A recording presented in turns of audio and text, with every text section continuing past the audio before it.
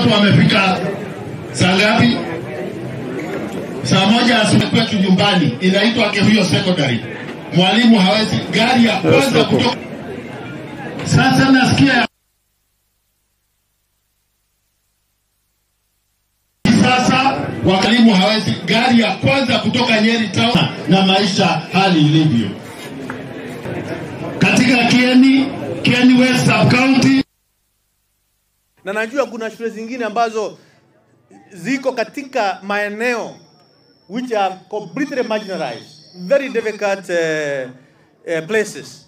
Kwa hivyo mimi nikikaa pale katika hiyo kikao nikiwa chairman, nitakuwa nakumbuka watoto wetu ambao wako in most marginalized communities and areas in our republic, because I have represented a constituency which is one of marginalized constituencies we have in the Republic of Kenya.